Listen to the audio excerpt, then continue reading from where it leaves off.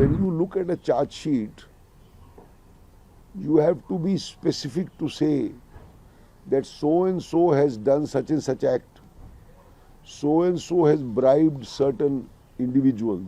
This is a charge sheet alleging that these people, including Adanis, have bribed Indian officials in Indian entities. And I do not find a single name or a single detail in the charge sheet as to who has been bribed, in what manner has he been bribed, and the official belongs to such and such department. This charge sheet is completely silent.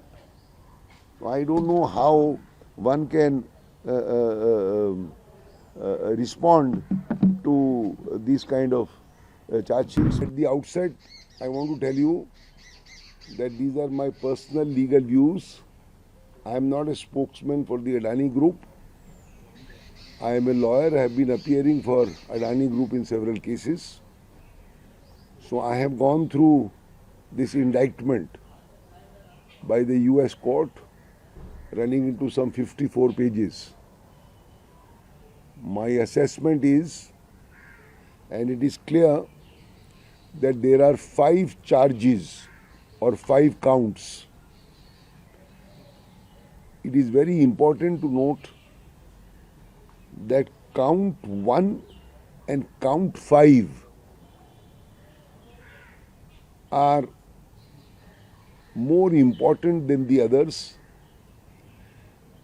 but in neither in count 1 nor in count 5 is Mr. Adani or his nephew charged. This is like a charge sheet. It charges individuals for doing specific acts. It is like a charge sheet under the Indian penal laws, that you charge somebody with a particular act, whether it is bribery, whether it is corruption, whether it is robbery, whether it is murder. So count number 1, contained in paras 124 onwards of the indictment, is against certain other persons minus the 2 Adanis. It includes some of their officers and 1 foreign person. That is the conspiracy to violate the Foreign Corrupt Practices Act. It is called FCPA. It is somewhat similar to the Prevention of Corruption Act in India. So the first allegation is that there is a conspiracy to violate the Foreign Corrupt Practices Act framed by the US Parliament. In that, the Adanis are not named, their officers may be named. That's one. Then there are 2 or 3 other counts relating to securities and bonds. In those 3 counts, the Adanis and others are named. In the last count, which is a very important count, is a count relating to obstruction of justice.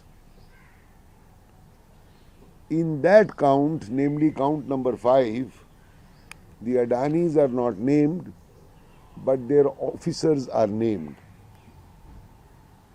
So it is,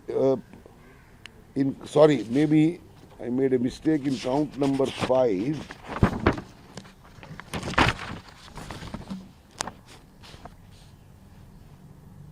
I made a mistake. In count number 5, obstruction of justice, the Adanis are not named, their officers are not named, but certain other people are named, including a foreign party. But be that as it may, the Adanis and others will respond to this charge sheet in the manner that they desire. I have not seen their responses. They will also respond to the stock exchanges in the manner that they desire. I have not seen or vetted any of these exchanges. These are my personal views which I have mentioned. after having a look at this charge sheet. In the end, I would like to say something which has been troubling me, that when you look at a charge sheet, you have to be specific to say that so and so has done such and such act, so and so has bribed certain individuals, because this is a charge sheet alleging that these people, including Adanis, have bribed Indian officials in Indian entities relating to supply and purchase of power.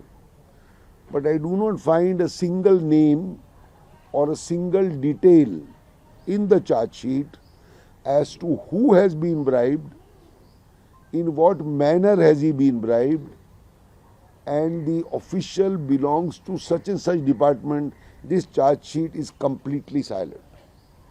I don't know how one can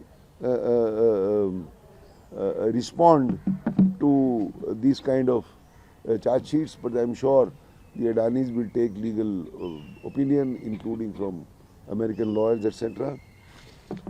One more thing I may add, I think I made a mistake. It is correct that in count 1 and count 5, the Adanis are not named, but several other persons are named. Whether they are connected with Mr. Adani or not, they will respond. But I just wanted to clear the air that the Adanis are not named in count 1, violation of the Foreign Corrupt Practice Act, or count 5, relating to obstruction of justice. Because I saw in the media that as if they have been named or charged in these two counts also. That is what I wanted to say.